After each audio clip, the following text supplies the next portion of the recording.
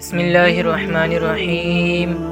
شروع اللہ کے نام سے جو بڑا مہربان نہایت رحم کرنے والا ہے۔ السلام علیکم ورحمۃ اللہ وبرکاتہ۔ جب حضرت نوح علیہ السلام کشتی بنا رہے تھے تو ایک مومنہ بوڑھی عورت روز اللہ کے نبی کے پاس اپنی گٹھری لے کر آتی اور کہتی، اے اللہ کے نبی، کشتی کب روانہ ہوگی؟ نوح علیہ السلام فرماتے، ابھی دیر ہے۔ وہ عورت شام تک بیٹھی رہتی اور پھر اٹھ کر چلی جاتی۔ ایک دن نوح علیہ السلام نے فرمایا کہ اے عورت، جب جانا ہوا تو تمہیں بتا دیا جائے گا۔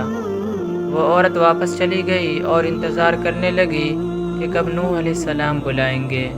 اس دوران عذاب آ گیا اور کشتی روانہ ہو گئی، لیکن نوح علیہ السلام نے اس عورت کو نہ بلایا۔ ظاہری طور پر نوح علیہ السلام کو اس کو بلانا بھلا دیا گیا۔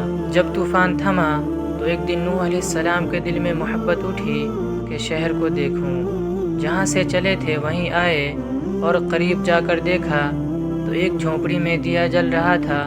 نوح علیہ السلام یہ دیکھ کر چونک گئے کہ روئے زمین پر کوئی ایسا گھر بھی ہے کہ اتنے عظیم طوفان کے بعد بھی جس میں چراغ جل رہا ہے۔ انہوں نے وہاں تکبیر بلند کی تو وہ عورت سامان لے کر آ گئی اور کہنے لگی، اے اللہ کے نبی، کیا کشتی تیار ہے؟ چلیں۔ نوح علیہ السلام نے حیرت سے اس کو دیکھا اور کہا، رکو بوڑھی اماں، کیا تمہیں کچھ بھی پتہ نہیں چلا؟ وہ کہنے لگی، اے اللہ کے نبی، کیا پتہ نہیں چلا؟ حضرت نوح علیہ السلام نے کہا، اتنا بڑا سیلاب آیا، بارش آئی، تمہیں کچھ بھی پتہ نہیں چلا؟ بوڑھی اماں کہنے لگی، اے اللہ کے نبی، بس ایک دن بادل گرجے تھے اور کچھ ہلکی سی فوہار پڑی تھی۔ نوح علیہ السلام حیران ہو کر آسمان کی طرف دیکھنے لگے اور کہا، اے میرے اللہ، یہ کیا ماجرا ہے؟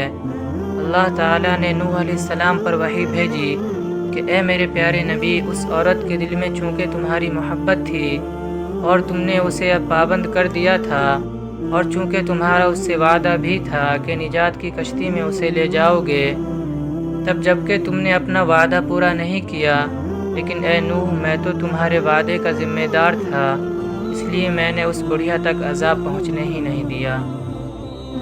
سبحان اللہ، کیا شان ہے ہمارے رب کی کہ جس نے اتنے عظیم طوفان میں جس طوفان نے پوری دنیا کو تباہ و برباد کر دیا، اس میں ایک کمزور ضعیف عورت کو اپنی حفاظت میں رکھا۔